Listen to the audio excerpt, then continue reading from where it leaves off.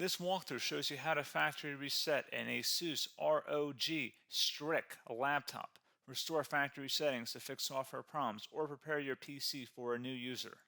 So this should hopefully be a pretty straightforward process, guys, and without further ado, let's go ahead and jump right into it.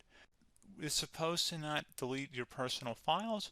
I strongly suggest that you create a backup of any important files or documents before you proceed, because even though it might say that it's going to save your personal files, there's no guarantees that it will, so just keep that in mind, and we're going to go ahead and jump right into it. So we're going to go ahead and start by right-clicking on the Windows Start menu, and we're going to select the settings. You want to select System, and then on the right side, scroll down until you get to Recovery. Reset Advanced Startup Previous Version of Windows. Go ahead and open that up. So we're going to start by going underneath Recovery Options, reset this PC, choose to keep or remove your personal files, then reinstall Windows. Go ahead and select Reset PC. Underneath Choose an option, Keep My Files removes apps and settings but keeps your personal files. Now, like I said, there's no guarantee, but you still want to create a backup, but we are going to select that for today's tutorial here. And it's going to ask how would you like to reinstall Windows. I usually do a local reinstall, so that's what I'm going to select.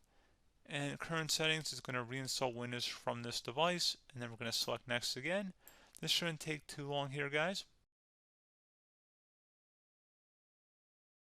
And resetting will change settings back to their default, keep personal files, reinstall Windows from this device, remove all apps and programs, and you can also view what apps will be removed. This will take some time and your PC will restart. These are the apps that will be removed, so take note of that. So you're definitely going to have to reinstall some stuff once it's done. So it looks like I accidentally closed out of there, so I'm just going to go back to exactly where we were.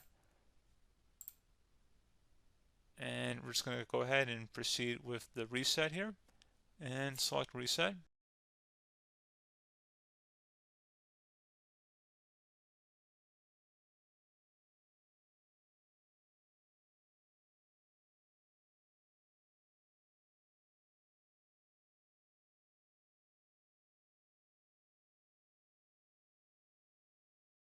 And there you go, guys. Should be simple as that. Go ahead and reinstall any of the applications that were removed. You can see a list of them by clicking on the link that's going to be on our desktop here. And that's pretty much it, guys. So, as always, thank you for watching this brief tutorial. Do hope I was able to help you out, and I do look forward to catching you all in the next tutorial. Goodbye.